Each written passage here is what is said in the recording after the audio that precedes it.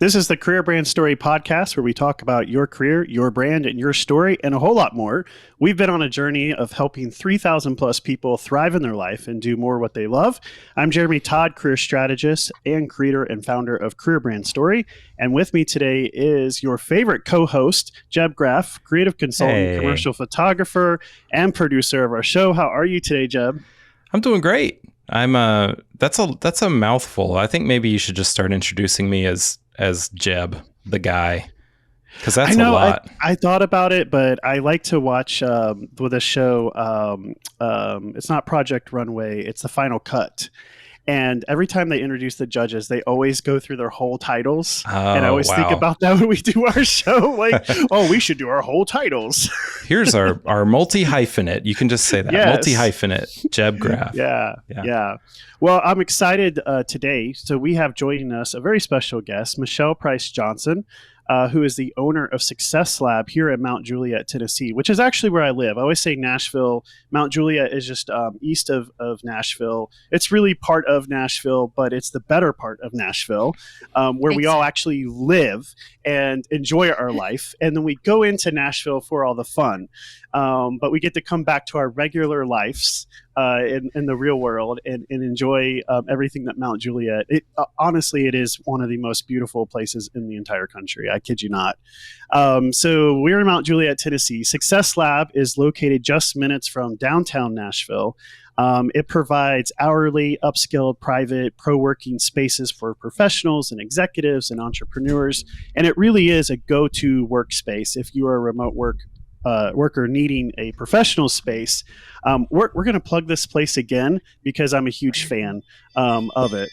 But Michelle is also the founder of Prejo Group. Did I say that correctly? We talked about this before we came on, and now I said it. Want to make sure. It should be Prejo because it's Price Johnson, but Prejo. So, it sounds better. It sounds cooler when I'm saying it. It's Prejo. Right. Prejo. It's like saying Soho an expensive or car. Yeah, exactly. Yeah. So Prejo is a broadcast consulting company, and she's the active CEO of also Leading at Life LLC. She's a leadership award winner from the Wall Street Journal and leads broadcast teams at local and national levels. She served as director of national affiliate sales at Westwood One, and also has launched several broadcast stations across North America, including great cities like Memphis, Toronto, and Washington, D.C. I feel like we should get some consulting advice from you on our podcast. Well, as I try to get this stuff hooked up today, thank you very much. Yeah. Yes.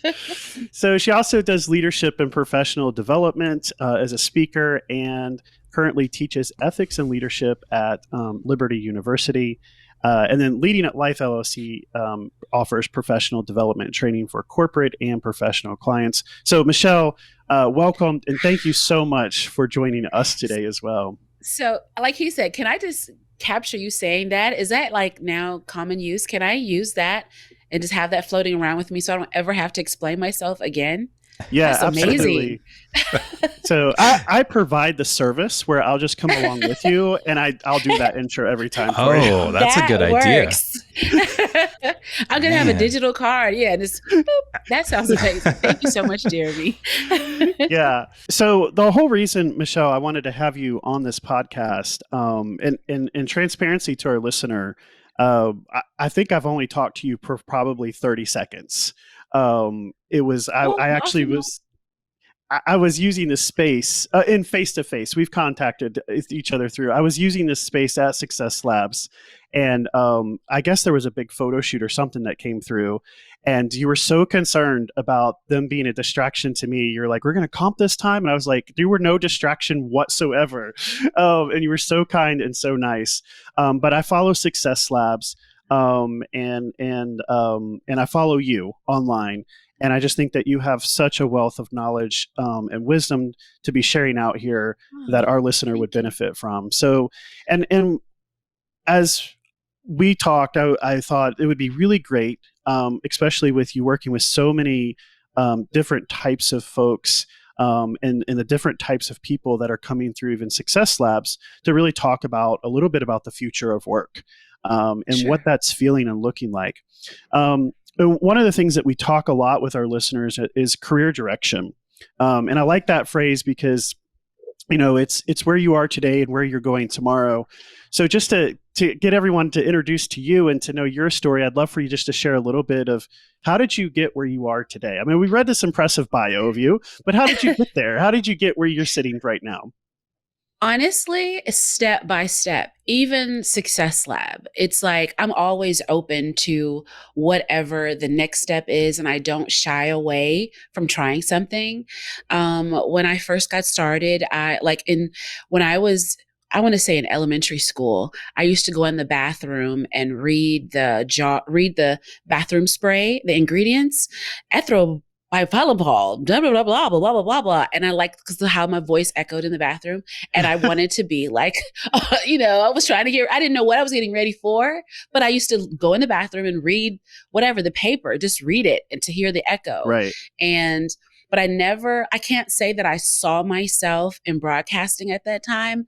I just I wanted to get used to my voice. And I remember my parents bought me one year those little push button. You remember back in the day, the tape recorders, you have to press the button down. Yes. Anyway, They bought me one of those with a little microphone. And when I heard my voice back, like everybody does for the first time, you're like, that's not me. Do I sound like that? And then I had to work on making what I heard sound like what I thought I heard. Do you know what I'm saying? I was make my voice sound like what I thought I sound like, make it sound like that and then make it better. And that kind of led me into radio, and broadcasting, although I didn't bank my career on it. When I was in college, I was in journalism and because I like to write. And then this great person came down to speak and she talked about like business, like everything is the business part of it. Yes, you guys are creatives, but creatives don't last. Business people do. And I switched my degree immediately, to business. And it's amazing. I have a business degree, but most all of my first levels of work was creative work. It was broadcasting, journalism, because I did those things and I built the experience in that. But my thought process is very business oriented, which makes me ideal in a broadcast situation because the sales and the administrative side is the side that is caring about what we're doing in the sauce. Like the people on the creative sides are the people having fun. And then the people on the sales side, and I hate to say this because there is a war, all the time in stations, right. Television, radio, news, whatever. It's the writers, the content creators, and then the people that actually sell it, and right. then the people who are managing everything. And so I became a mix, a hybrid of all of it, and that got me into being a program director, being a content creator, being on air, being a program director. And then because I cared about the business, I wrote this article about Marketing 101 for program directors, how we need to be thinking about the bottom line and stop fighting with the sales teams. That got me some national press, I think, trade, not for everybody, but trade press. I got into a lot of trade mags. And then from there, people started to ask me, well, you need to come talk to my station. You need to come talk to my program, and that kind of happened. And it just kind of leveled me up. And again, all this, I was in Albany, Georgia. I'm from Georgia. I'm in Georgia. Okay. And then my first station outside of Georgia, it was with a clear channel cluster and a Cumulus cluster because all the buyouts were happening then. And then moved to Memphis and worked for a cluster there. And then just started to get all these opportunities popped up. I'm a very creative person, but I really do have a business approach, an executive approach. I want to win, Yeah. And so those the two kind of got me from step to step to step, Yeah. So you started Success Labs in 2019, or is that right? That was an offshoot. Yes. No, actually started building it out in 2019. The very first, even that, because I have my own consulting pre-show, I work from home most of the time, unless I was out at a station.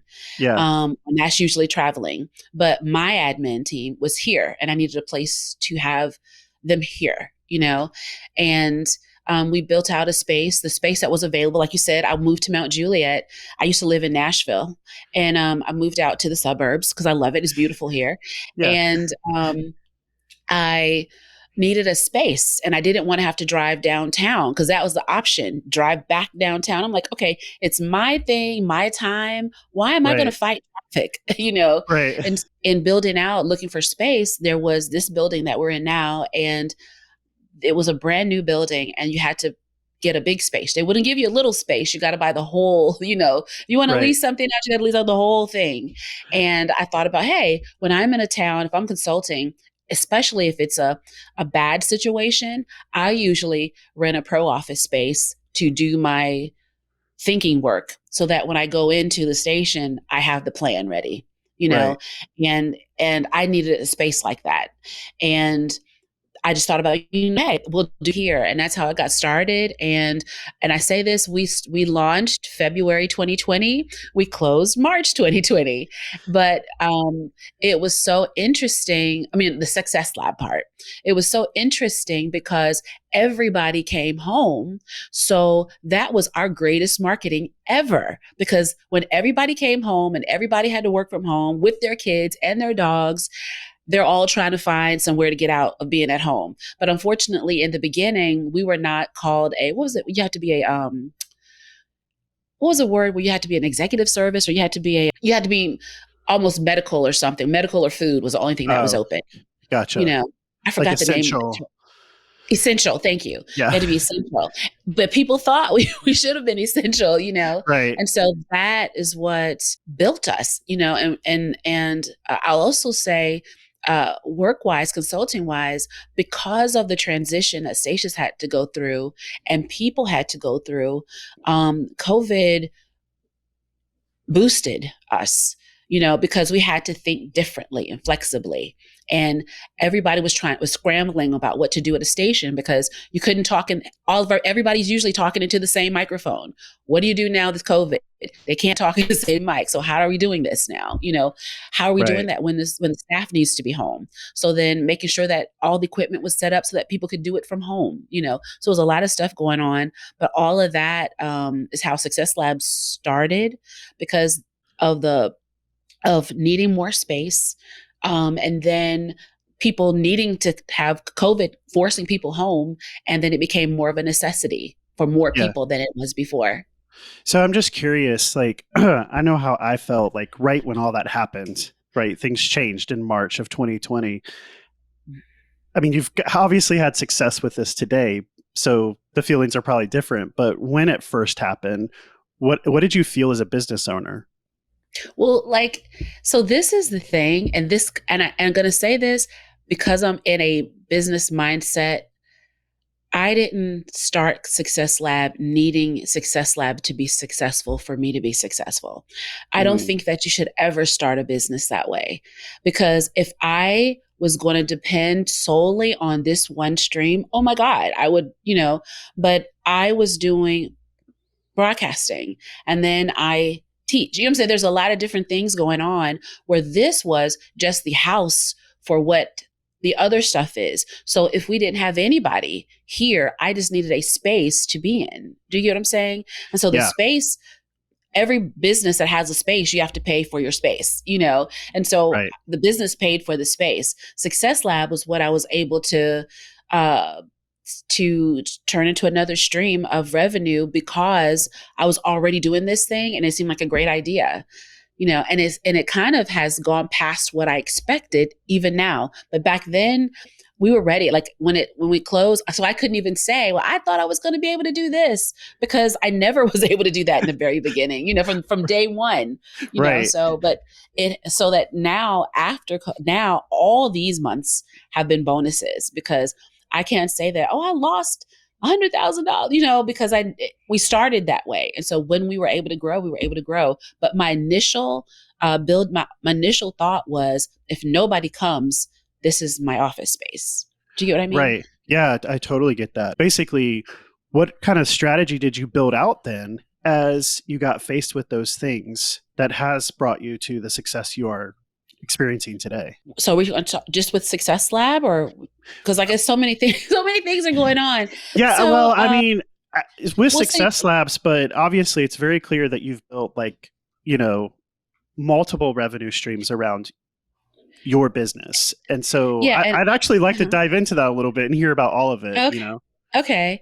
Well, see, like again, and that's why I was kind of going by with the broadcasting part, because I started in radio and then, but I got an internship at CNN, and so I saw the guts of that, and then I learned, but my internship, because I was in business, was the business side, not the CNN, the news side. And the news side is what I liked, but the business side is what I was learning, and Right.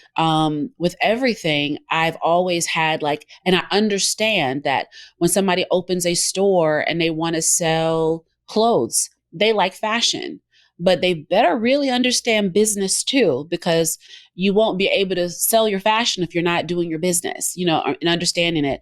And that kind of created the things that make me successful as far as being able to consult, and then the way that I'm able to think things through for myself. So, like with Success Lab, having this space for people to come in. And I understand that when you come in, I was so concerned that day because we're doing a photo shoot. But the thing that I'm offering to you is a quiet place where you won't hear a barking dog. You won't hear your kids for a Right. few hours. So yet and still, I'm giving you people running around with photos. You know what I'm saying? And Right. so I understand the business of what I'm there for, whatever I'm offering. I understand what I'm there for, what I'm offering, and I'm understanding my customer, my client, my the person, whatever. Understanding that first and serving that first in whatever the capacity is, and then super serving it, trying to make it better and make it better and make it better. And I think that kind of goes across everything. Consulting a radio station, consulting a television station, like even when I worked with Westwood One, then that's how I found Nashville. I'm in DC and my stations are the Southeast. And many of them, we're talking about how they can take CNN or headline news or, at the stations or metro traffic or whatever. And they're asking me, well, Michelle, when you were in radio, how did you get your t-shirts paid for? What did you do? Why did you do this? How did you, and that's how the consulting part happened, because I'm serving my Westwood One clients. They're asking me for something, and then I want to offer them something just to serve them better. And then I just picked up a lot of clients from doing that.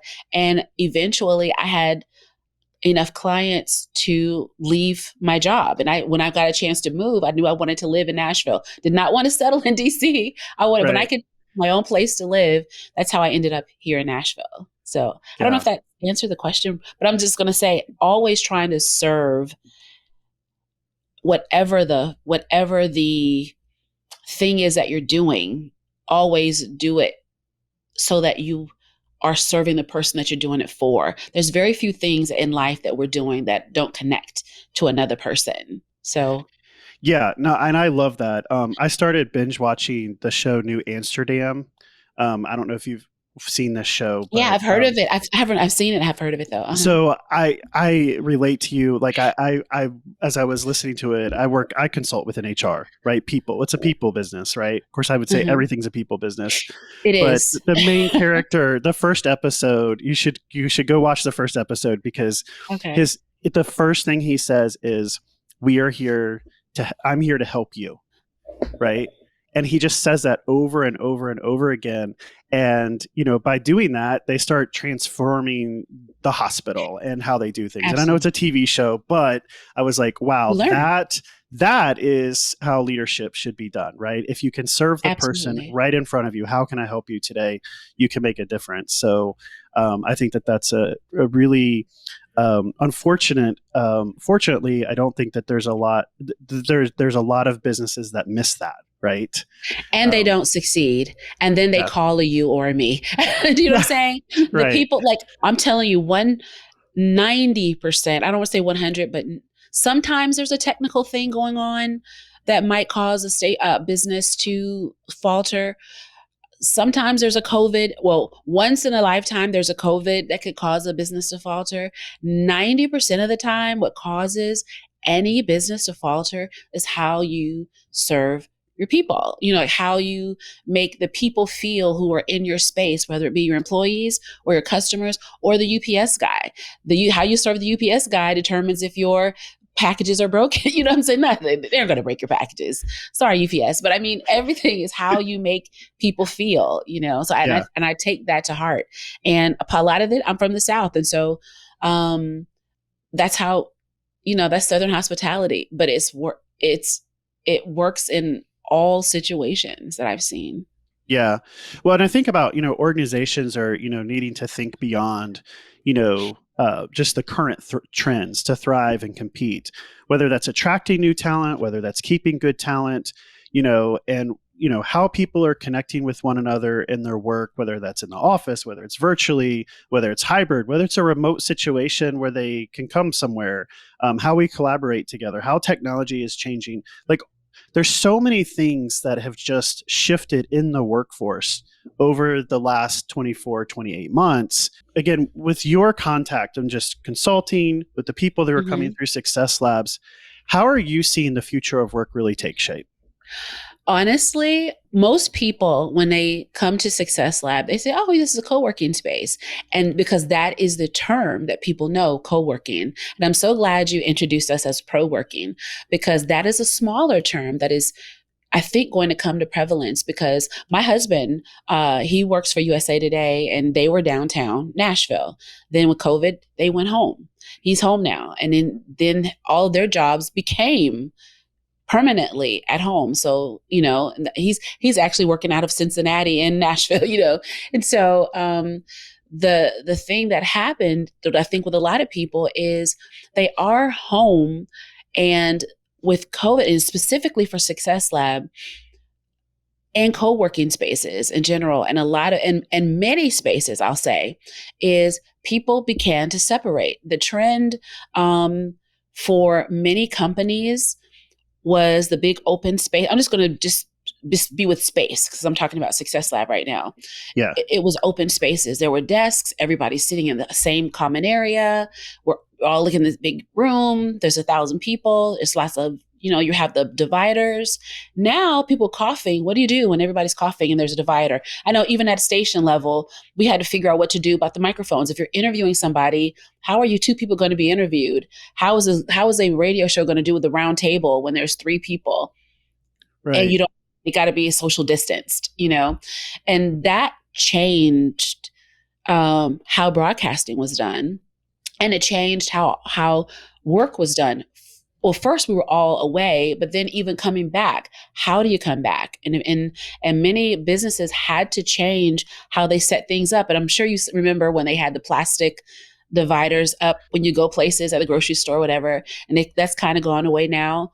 But as far as, and I don't like to say this because I have competitors here in success, in Nashville and hopefully all over the world with this, but co-working spaces, most people don't want to they want to pro. They want to come in, like if with your space, you want to come in, close the door, do your stuff because you got distractions at home. And a lot of times with co-working spaces, you're sitting across from someone else and they advertise them as places to network, places to meet, places to socialize. But I'm like, but that should be an after hours thing.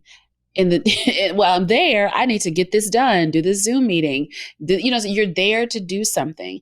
And I think that, like, even with the collapse of WeWork was collapsing right when Success Lab was getting born. Having gone to a WeWork office before, I need to focus. I don't need to network right now. And so I think that going forward, everyone, all the co-working community says, oh, everybody's going to be home. So now this is a time to start a co-working community. And and so many people, because I have technically one, or like, how do you do this? We want to do, and when I say don't co-work, you need to pro-work. You need to make people have a unique solo experience where they can get in and get things done.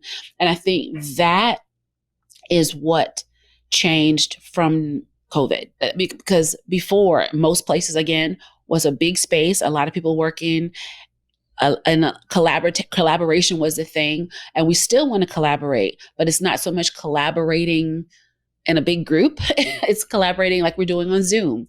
We can call on the phone. We can do a lot of virtual collaboration. We can do asynchronous collaboration, So I think that the way that collaboration happens and the way that people, even in collaborative environments like hourly office space, I think that has changed a lot. I hope that wasn't a long answer, but that's no, that was really great because it's interesting.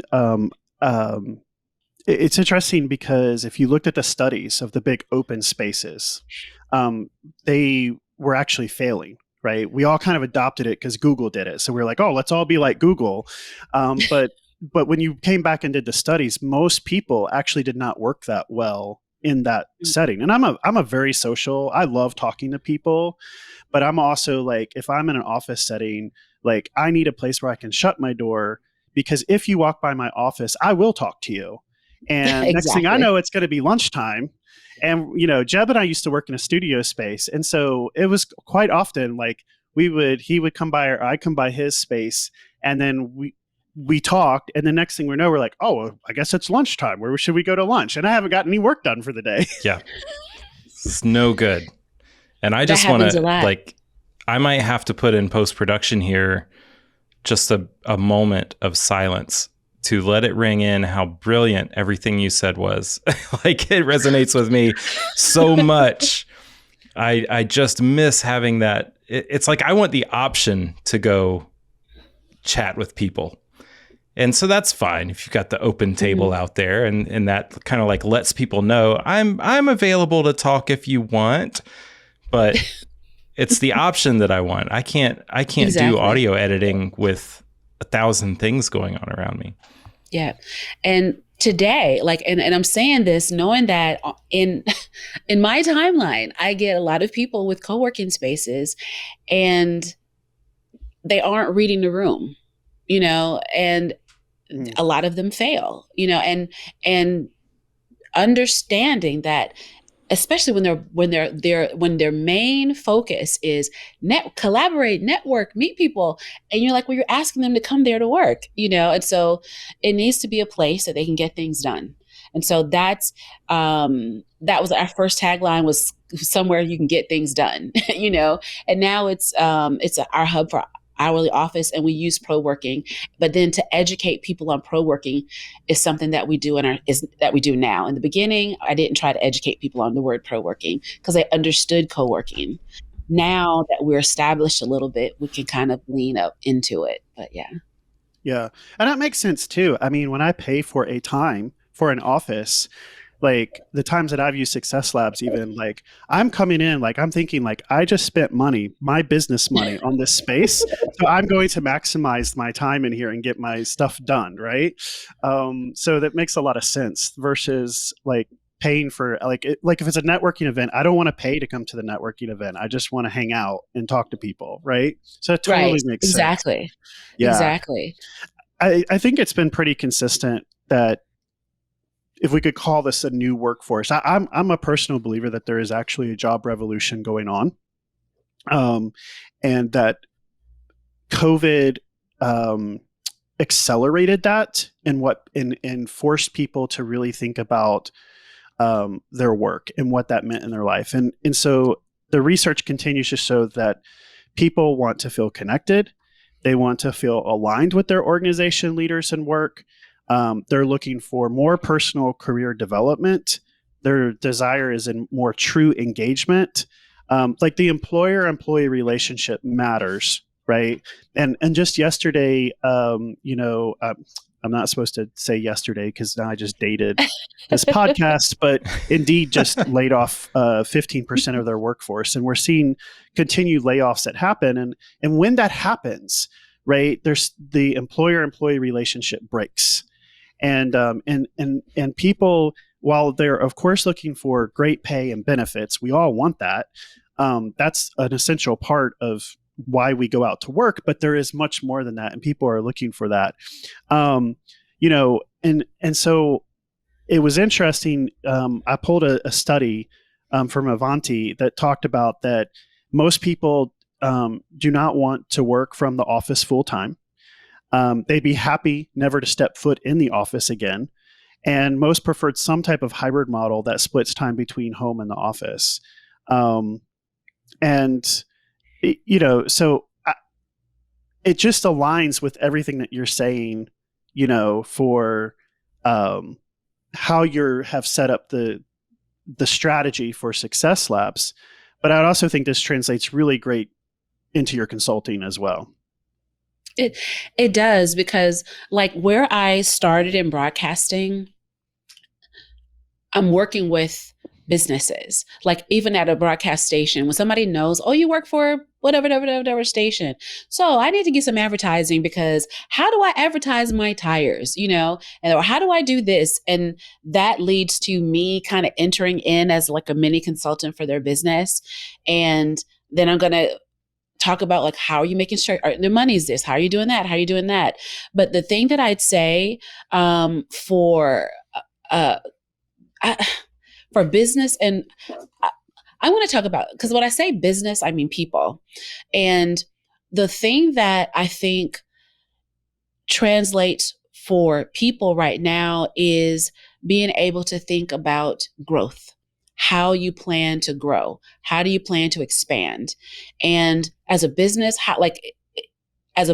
as a person, as a group, what's your growth plan? And when you have a business growth plan, you've got to think about, what do you need to do today that's going to feed you tomorrow? What is it? Or better yet, like the seed time and harvest thing, what seeds are you planting so that you'll have a good harvest? Because if you plant no seeds, you will get the no harvest. If you plant the seeds and you don't water them, you'll get the scraggly harvest. But if you plant some good seed, you till it, you're going to get the harvest that you're expecting. And Right. that comes from how you're taking care of your expenses. Don't go out and buy the big popcorn thinking, you know what, everybody's grumbling at work, so I'll buy a popcorn. I've had this. I'll buy a popcorn machine, you know, and then think that the disgruntled employees are now going to be happy because you spent $1,000 on a popcorn maker, you know, you know, that happens, you know, and it's understanding like, what is it that you're trying to get to? And then one of the things in leadership is sell, not tell. If you're trying to get people to go along with you in your journey, telling them, we're going to do this, and we're going to do this, and we're going to do this, if this is my business, I'm telling you I want you to do so that I can make money. So I'm telling you to march out and do it. You know, that doesn't work. People have now smartened up. You know, they don't care. They understand everything they're there for is for you, you know? So the thing that you've got to understand is to sell. Say, you know what, this is the goal that I have. What do you guys think? Well, how can we do this? And you start to sell your, in a sense, sell, but to verbalize or to communicate your idea in a way that it's mutually shared, that they can get on board with it, and then they feel a part of it, and you're kind of growing this pathway, this vision to success together, not you marching people down a field. And I think that especially with the quiet quitting and all the other things that are going on, and now we're in the league where we can say with this current generation, like the old lady, but like this current generation is I keep hearing all these negative words from people that I consult, and I'm like, no, you've got to understand, they are disillusioned. They understand all the things that we didn't quite understand when I came into it, and my parents came into it. My parents came into it because they wanted to work. They were glad to have a job. You know, like your parents back in the day, they were glad to have a job that made some money. Then when I came into it, I was glad to be able to think about some things that I wanted to do, but I knew I had to make money, but I could think about some of the things that some of the ways that I wanted to make money. Now it's, do I even really have to do anything to make money? Can I sit on my computer? Can I, you know, you guys are requiring me to work for money, you know? And so understanding that you've got to find ways to capture their imagination or their interest and align it to what you want them to do. So it's not going to be, okay, let's row the boat to this shore. I'm just pointing. I'm sorry, I'm moving my hands all over the place, but it's not row the boat to the shore down there. It's, okay, we're here. I think that, what do you guys think? If we go here, you've got to create a reason for them to go, get them on board with it, and they'll row hard they'll row for you. But you've got to do that selling and not telling the whole situation. So I think that's the major thing, because these are the people that we have. And if you have a business, or you are a leader at a company, or you are aspiring to be an entrepreneur, you're going to have to hire somebody. You're going to have to communicate. There's no product that you don't need a consumer for. There's no resource that you don't need somebody you're going to need a person. And so to be able to communicate and understand what you need to do to connect with that person, that's what's different now. We can't just rely on, we built it and they'll come. You really got to and then we'll market it and they'll come. Now it's, do I even understand them so that they want to come? Do you know what I'm saying? Do I understand what they want? That's what's going to make them come. So it's not building or marketing so much anymore. Yeah. Sorry for that. I was rant. So sorry. No, please don't apologize. That's fantastic. So I do some consulting as well. Was that even in my long rambly title, Jeremy? Yeah, I do believe I said consulting. Okay. Yeah. Creative consultant. And I'm constantly telling people, like, you're caring too much about your logo when that's all you're thinking about is the build it and they will come thing. Yeah. That only worked in a movie, and the people who showed up were dead. Exactly. So you got to do something else. Yeah. Well, I just want to make sure that we do plug Success Labs. I moved my family to Mount Juliet in the August of 2020. And previously I had an in-office team, and then we went completely remote. And there were key times where I just needed a place to work without the distraction of 3 kids and a dog and a cat. And Success Labs was that place. The only reason I'm not really utilizing the space right now is my son went to college. And so I've just incorporated, I've taken over his room during Monday through Friday when he's not here, but during the summertime, that's going to shift and change. And there was one day, a while back, I went to go book, and it was all booked. Like, there was no space. Like, in the beginning there was, but now you have to shoot out farther in advance, which is great for you. I think that's wonderful.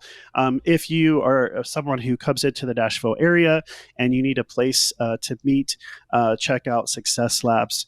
It is a great space. It also has, in the location, it has great restaurants located around it as well. So it really is a wonderful, wonderful spot that you've landed here in Mount Juliet. Thank you so much, Jeremy. I mean, honestly, when we talk about, first off, thank you. Let me just clearly look into the camera and say thank you so much. I appreciate you. I appreciate you coming and how smart you are. And I think we have a picture. I use one of your pictures in our Instagram. Yeah, I'm always I'm always liking and sharing, because as an entrepreneur, I know, right? Like, as a small business owner, I want people sharing my stuff and putting my stuff out there. And when I find a great place that has serviced me well, I want to tell people. I want to become that raving fan. If you ever have T-shirts, I will be the guy who will wear that T-shirt for you. Thank you. Yeah, absolutely. I'm writing that down. T-shirts. Okay. Thank you. Okay. Yeah. So no, it really is. And I think that, and you've done other things. You do the networking events, and there's a lot that's going on just besides, again, it's not just a co-working space. There's more happening in that space that can be beneficial for people, which I plan to take future advantage of, by the way. Like we did a lot of it before it got cold, and we're getting ready to gear it back up because of the whole work from home situation. We are creating a group called, I think it's Mount Juliet Work from Home Connects or something like that, where it's people that work from home and they want to talk to somebody sometime, not while they're working, but sometime, right. you know? And so I'm trying to do monthly. I think the first one is in May or April. I've got somebody coordinating that. I think it's May. The first one's in May, and they'll be doing it May, June, and July. May, June, July, August, September. And then from September, they'll decide how they want to do it. But we're just going to be the host to get it started. Right. So, yeah. And what's I'm not on the website right now. The actual website address is successlabmj.com, right? Mm-hmm. Yep. How about we used to be Success Lab HQ, and their HQ, Success Lab HQ was because it was the HQ for the stuff that I was doing all together. And then it was great for the name for this business. But then we had to change it from HQ because there is an HQ that does co-working.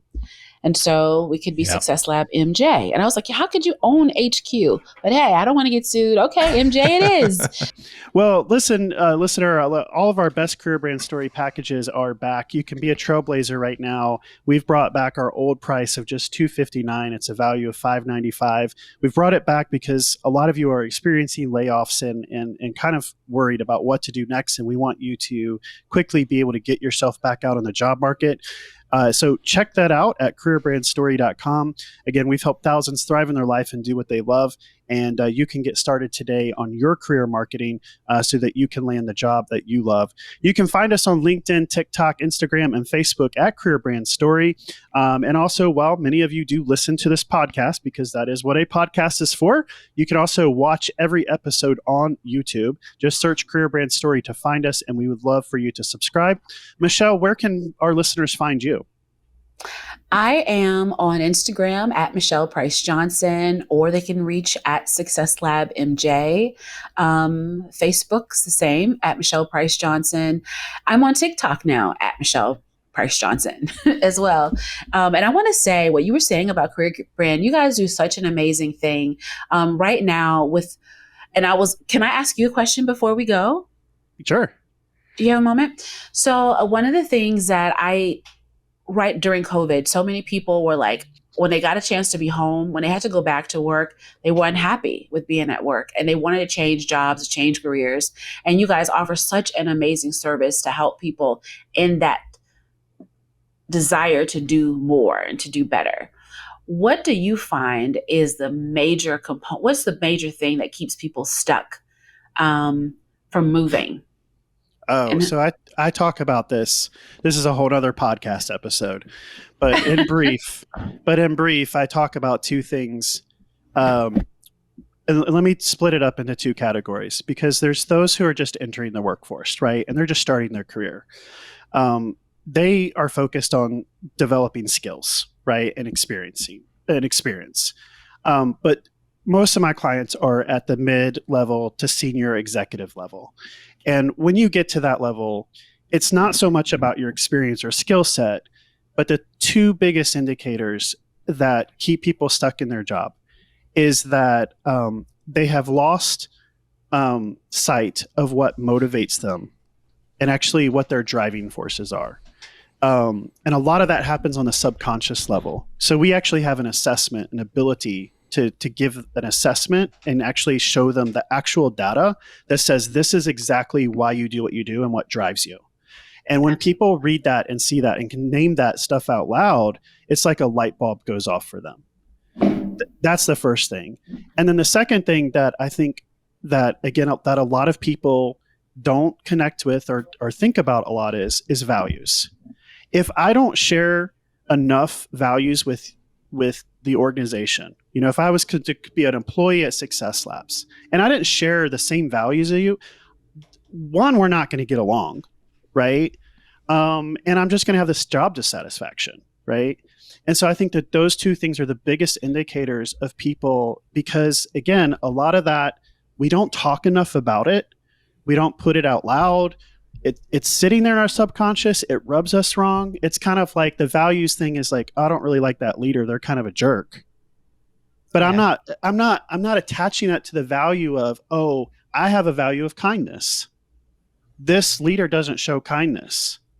So, if those if that becomes a big enough gap, and so then we stay stuck and we stay miserable, because then I think people get caught up in, they're trying to pay their bills and their mortgage and all of these other things.